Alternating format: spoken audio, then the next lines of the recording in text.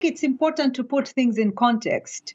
Even before these recent developments in Goma, we were looking at DRC as one of the absolutely critical humanitarian crises in the world. 1 in every 5 Congolese people were already suffering from hunger, from basic services, unavailability of health services, etc. So we started from a very low baseline.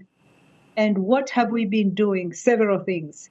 One is to advocate globally of why the whole world needs to pay attention on the DRC crisis.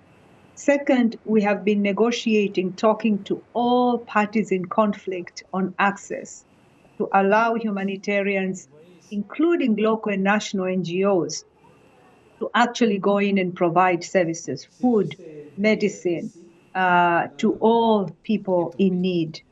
3, because of the recent war, there have been movements, displacements of thousands of people from camps, constant move, people who have suffered a lot.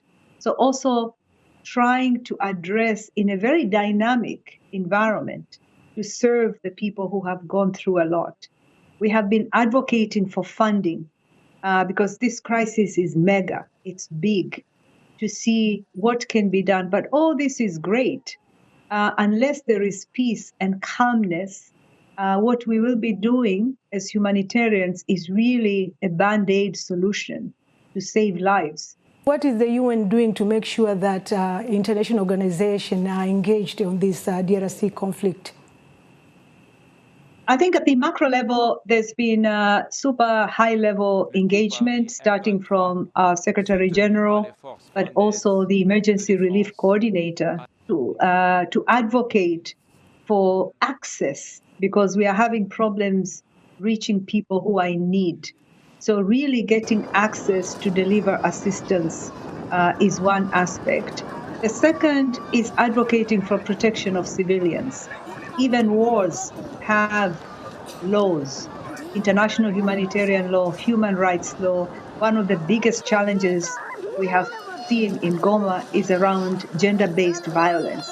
So really protecting the civilians and civilian infrastructures. For example, Goma Airport to reopen so assistance could go in. And what do you do to make sure that the supplies that you are providing in the area at this moment are reached to the place that people are in need? I mean, frankly, the scale of the humanitarian crisis in the eastern part of DRC is daunting.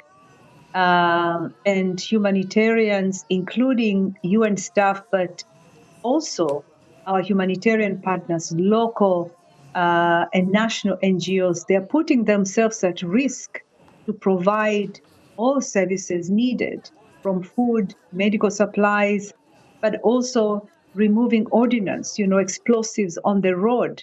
So access of assistance could pass. So we're doing everything possible